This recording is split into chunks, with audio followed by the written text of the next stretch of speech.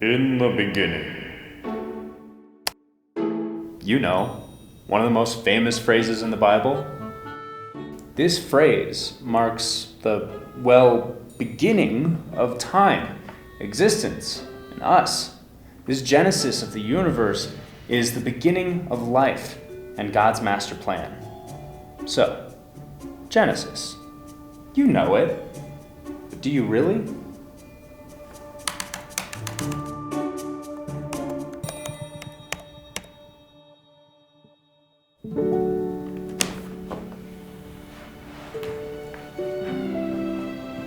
Welcome to the universe before creation. Seem a little dark and depressing?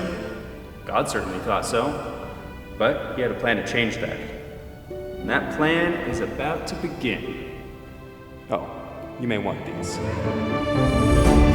Let there be light! And holy cow, was there. So much so that God created sunscreen next. Although that didn't make it into the biblical cut. Anyways, God didn't stop there. This was only step one of a full 7-step program. God needed a place to put the light, so he put it up high to light his next big project.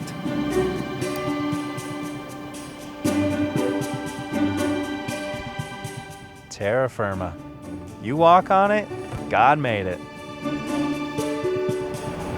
Tired of walking on dry land? Why not walk on water? Well, no, not unless you're Jesus. Oops, spoilers. Well, with all this new real estate, God needed some tenants. God got really creative and made some really cool creatures, like dogs and dinosaurs. And you know those cat videos you love? Thank God.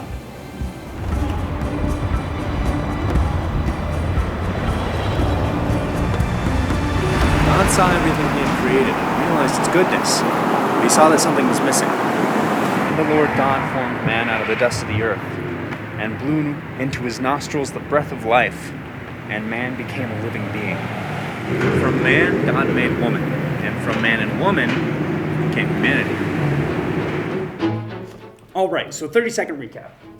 So it's sad, it's dark, it's depressing, then bam, light. That light's gotta go somewhere. So there's the sun, the moon, the stars, all that. Nice new earth, there's the pretty mountains, the water features, plenty of room for Disneyland when that comes around. We got its inhabitants, we got the dog, the cat, all the fluffy bunnies and everything like that. And then God says, oh man, I've got all these beautiful inhabitants, what am I gonna do? I got no one to take care of them. So cue humans. Oh man, did God knock it out of the park with this one. Oh, image and likeness of God. Oh, I can't believe it. I mean, I myself don't always think I'm in the image and likeness of...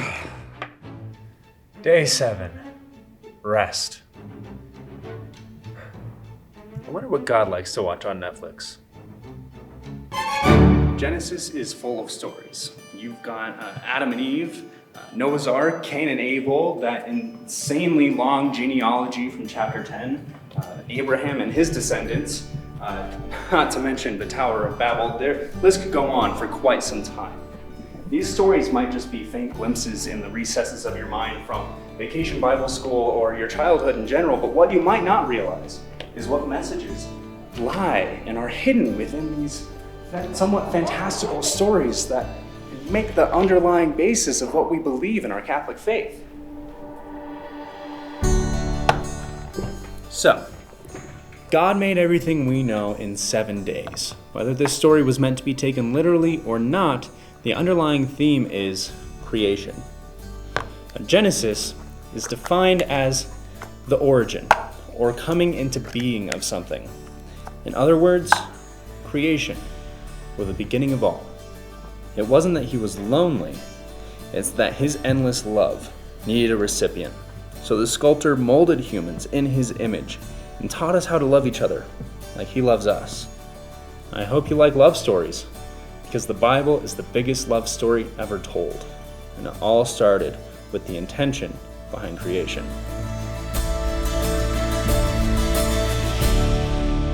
Unfortunately, it wasn't all peaches and cream. I thought having a brownie at midnight was forbidden, but to Adam and Eve, that apple looked incredibly tasty. Hey, no, get out of my face! Sucker.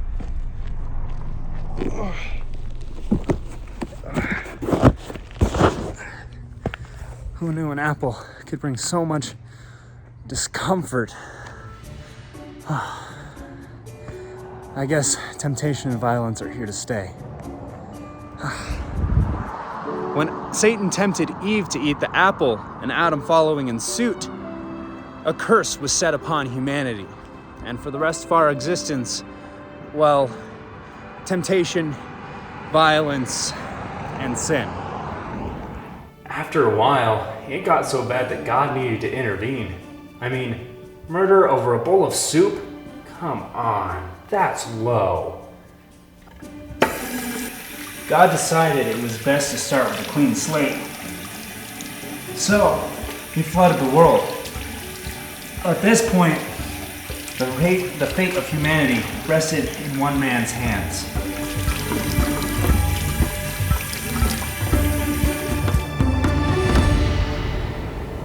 The story of Noah's Ark is one of salvation, but more importantly, it's one of a covenant.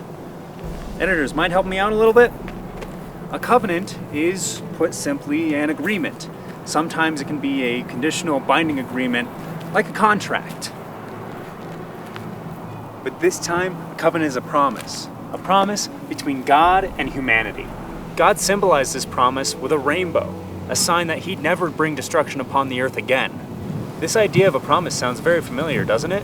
It pops up several times throughout the Bible and is one of the most pivotal themes. Think Abraham, the Israelites, David, and the new covenant in Jesus. This time, the covenant was with us. God created us out of love, and even though we are riddled with sin, God promises that we will live with him forever in paradise. His son Jesus sacrificed his life so that this promise could be made. For God so loved the world that he gave his only son, the ultimate promise of salvation to the humanity that he created.